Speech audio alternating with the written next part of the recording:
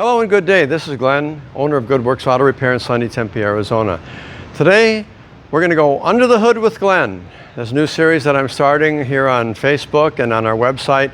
So this is a typical example here of why Good Works Auto Repair does a pre-purchase inspection. A pre-purchase inspection is an inspection that we do bumper to bumper, computer, wheels off, everything that needs to be looked at on a vehicle before you spend your hard-earned money on it.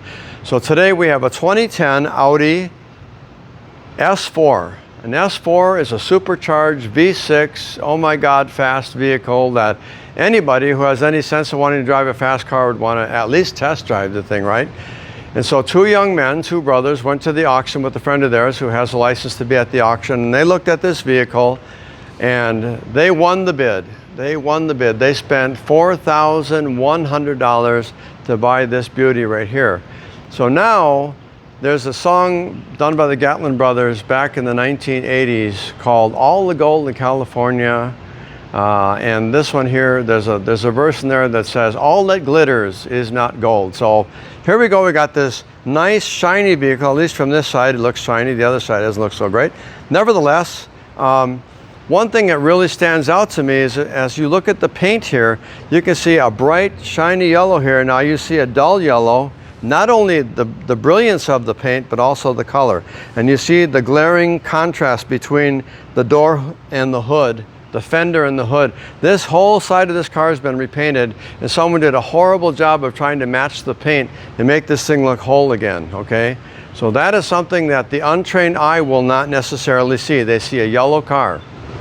Another thing that these two young men probably didn't notice while they were looking at this vehicle, of course all of the clear coat here is peeling off, but who in their right mind would want to buy a car that's been wrecked so bad that they had to put sheet metal screws in a $60,000 car? That's what this car cost when it was brand new.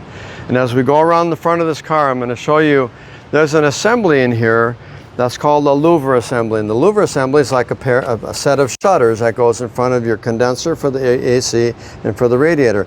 And those louvers open and close, and they help control the temperature of the engine. This is a supercharged engine, so it's very important to keep it at a steady, controlled temperature. And so as we come around the other side, we can see, oh my goodness, look at there. This side is sheet metal screwed on there too. Now, if this wasn't enough, and you can see here that this car was hit, this paint is rasped. It looks like someone took 40 grit sandpaper or something and ran it through a chain link fence, and they scratched all the paint. So this car needs a complete paint job. All right, so now we're going to look at something as simple as motor mounts on this vehicle. And I have Raul in there, and he's going to demonstrate the broken motor mounts that are on this vehicle. You see how the motor wants to find its way out of the engine compartment? There you go. So these motor mounts are so broken on this vehicle that we're looking at another $2,000 to put a set of motor and transmission mounts in this thing. These are all costs that these two young men had no idea that they might be in for when they purchased this vehicle. And as you can see here, we even have a vice grips on the hood strut. That hood strut is broken. That's another $120 just for this little strut here that keeps the hood open. We put a vice grip on it so that the hood wouldn't fall on us while we're working at it.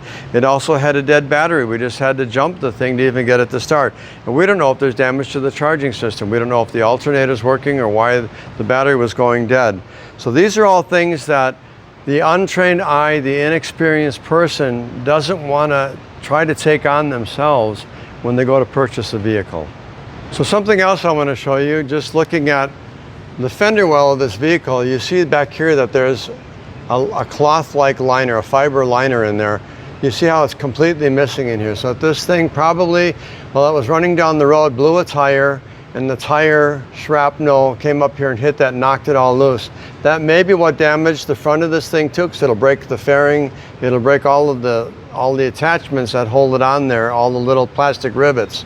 So as we come underneath here and we look at this entire underside here is supposed to be covered with plastic guards.